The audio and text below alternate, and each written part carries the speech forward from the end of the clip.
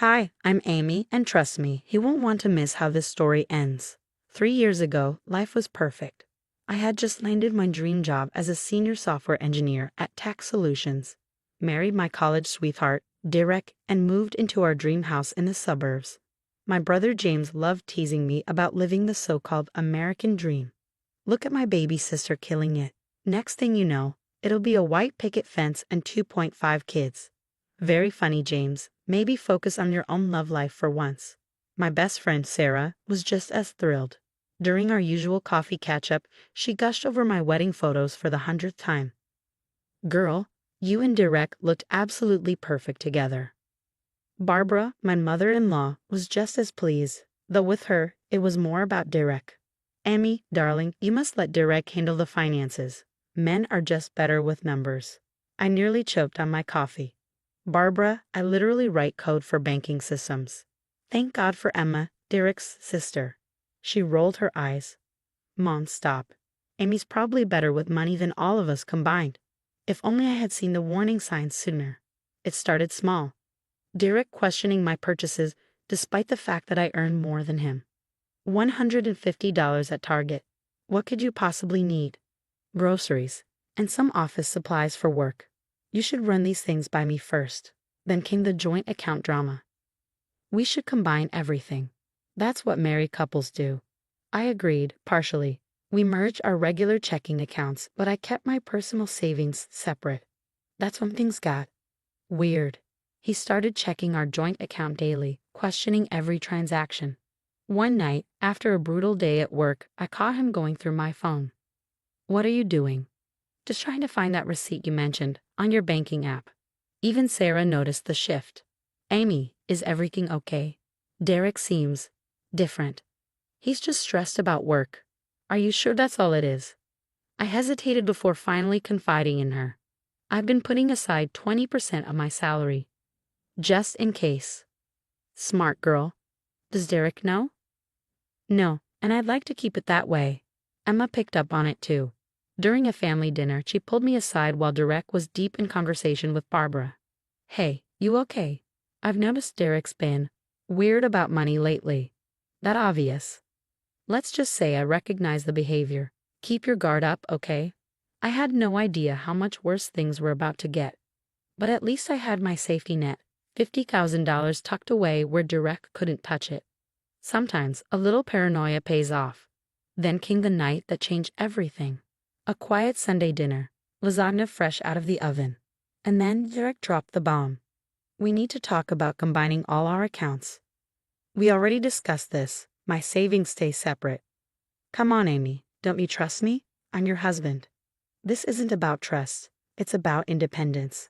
His fist hit the table, making the silverware clatter. Independence? We're married. There's no such thing as separate money. Lower your voice. What's really going on here? His eyes darkened. I need access to that account. Now. Something in his voice sent a chill down my spine. Why, Derek? What's so urgent? My savings. That's when he confessed. I owe some people money. Important people. My stomach dropped. What people? How much? He hesitated. About 70,000. The air left my lungs. Gambling. Just give me your savings. I can win it back. I stared at him. You're insane if you think. I never finished the sentence. The plate flew past my head, shattering against the wall. A sharp sting. Warmth trickled down my cheek. I stood frozen. Blood dripped onto my shirt. Derek's eyes widened. Look what you made me do. If you just cooperate. I bolted. Straight to the bathroom. Locked the door with shaking hands and dialed Sarah. I need help. Can you come get me? Amy? What happened? Are you okay? He threw a plate at me. I'm bleeding. Her voice turned sharp. Take pictures. Document everything. I'm on my way.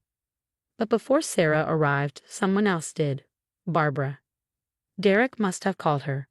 She banged on the door. Amy, open this door. Stop being dramatic. Dramatic? He could have killed me. If you weren't so selfish with your money, this wouldn't have happened. Emma's voice cut through. Mom, stop. Amy, it's me and Sarah. Please open up. I cracked the door just enough for Sarah to slip inside. She didn't hesitate. Her phone was out, snapping pictures of my face. Emma whispered urgently. Listen to me. His ex-wife, Jenny, she didn't leave him for another man like he claimed. He drained her accounts, destroyed her credit. She had to move back in with her parents. I swallowed hard. Sarah helped me clean up while I called James. What do you mean he threw a plate at you? I'll kill him. No, James.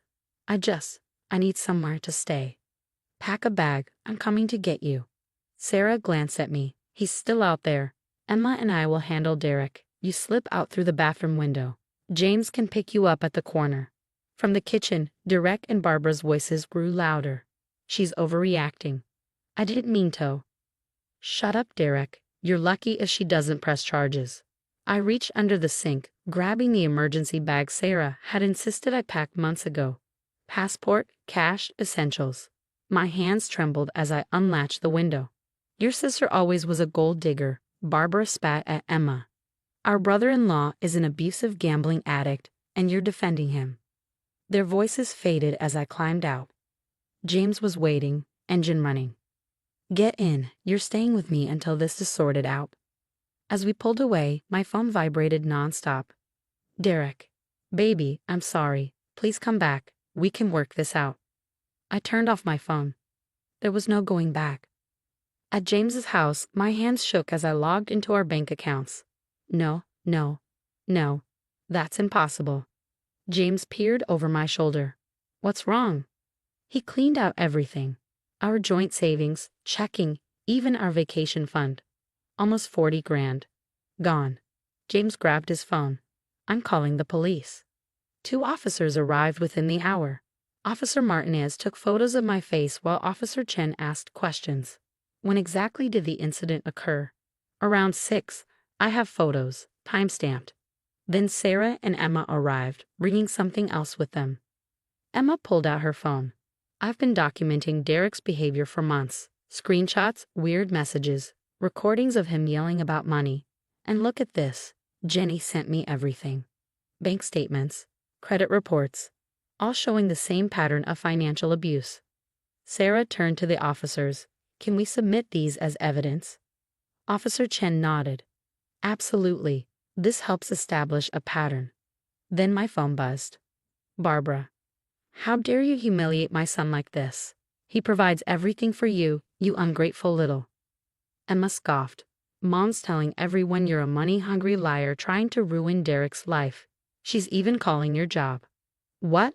My stomach twisted. Sarah didn't hesitate. I'm calling Mark from HR. 20 minutes later, Mark confirmed new security measures. Derek won't get near you at work. His photo is already distributed to security. You take all the paid leave you need. Work remotely. We've got your back. Officer Martinez returned with paperwork. Here's your temporary restraining order. He can't come within 500 feet of you or your workplace. What about the money he stole? Document everything for your divorce lawyer. Sarah smirked. Already handled. My cousin Anna is the best divorce attorney in the state. She's meeting us tomorrow. Then another text from Derek. You're really getting the cops involved. After everything I've done for you, you're nothing without me. Emma's phone pinged. Jenny says he did the same thing to her. First the control, then the violence. She's willing to testify. James paced, furious. He's been sending me threats too. Says he'll find you no matter what. Officer Chen nodded. Save everything. Each threat strengthens your case. Sarah wrapped an arm around me. We're not letting him get away with this. Officer Martinez spoke. The hearing for a permanent restraining order is next week. Between the photos, witness statements, and his threats, he doesn't have a leg to stand on. Then Emma's phone pinged again. Great. Mom's telling the whole family you're having a mental breakdown and Derek's the real victim. Sarah rolled her eyes. Let her talk. We have actual evidence. I caught my bruised reflection in the window. 3 years of marriage, ending like this. But as I looked at the people rallying around me, I realized something. I wasn't alone. And Derek? He had no idea what was coming. I was finally settling into my new routine at James's house when, bang, bang, bang. The pounding at the door jolted me awake. 2 a.m. Amy, I know you're in there.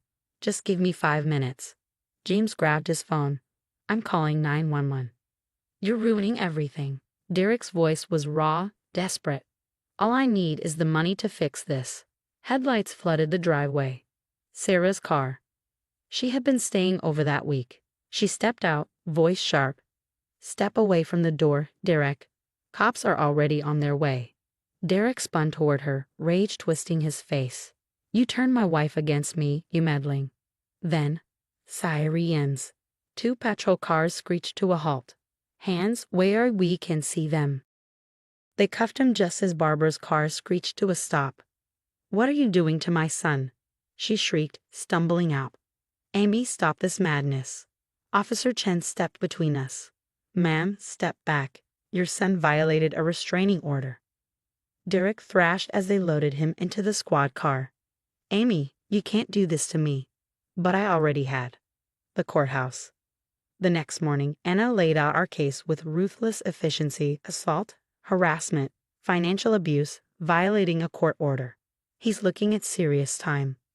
Barbara cornered me outside the courtroom, her voice low and urgent. He's your husband, Amy. You can't do this to him. I met her gaze. Like he did to Jenny. Her lips thinned. That was different. Emma stepped between us. Save it, Mom. I'm testifying against him today. Inside, Emma's words cut like knives. He bragged about bankrupting Jenny, said any woman who wouldn't share her money didn't deserve to keep it. Derek's face turned purple. You're my sister. How could you? Emma didn't even blink. You threw a plate at her head. How could you? The judge wasn't impressed by Derek's tantrum. Mr. Thompson, control yourself, or I'll have you removed. By afternoon, the verdict was in. Derek got 18 months for assault and violating the restraining order. His company fired him the same day. Turns out, they had a zero-tolerance policy for domestic violence convictions. Outside the courthouse, Barbara made one last attempt. He's getting help. Anger management, gambling addiction therapy. Just talk to him. I smiled coldly. Like Jenny talked to him. No thanks. 3 months later, the divorce was finalized. Anna shredded his pathetic attempts to claim my savings, the separate account, never marital property, and with the documented abuse, I got everything. The house, my full savings, half of what he stole from our joint accounts. Sarah hosted a freedom party at her place. James, Emma, even Jenny came. Sarah lifted her glass to Amy, who saved herself and got justice. Jenny hugged me tight. Thank you for doing what I couldn't. You survived him. That's what matters. Emma glanced at her phone and laughed. Mom's posting Bible quotes about forgiveness again. James smirked. How's Derek enjoying prison? His cellmate doesn't appreciate his temper tantrums as much as Mom did. Laughter filled the room, warm and unshakable. I looked around at the people who stood by me. My brother, who gave me shelter. My best friend, who never doubted me. My sister-in-law, who chose truth over family loyalty. Jenny, whose warning helped save me. I couldn't have done this without you all. Sarah refilled our glasses to freedom, justice, and keeping our own damn money. As we toasted, I felt something I hadn't in years. Peace. Derek thought he'd break me, but all he did was make me stronger. And my savings? Still growing, still mine, and now completely untouchable. Because sometimes the best revenge isn't revenge at all. It's living well. With a restraining order and a great support system. What would you do? If you discovered your spouse was tracking your finances and hiding a gambling addiction, how would you handle it? Was Amy right to keep her savings account secret from the beginning, or should married couples always have complete financial transparency? Let's talk in the comments. I'd love to hear your thoughts. And if this story resonated with you, don't forget to like, subscribe, and hit the notification bell to hear more real stories about overcoming toxic relationships.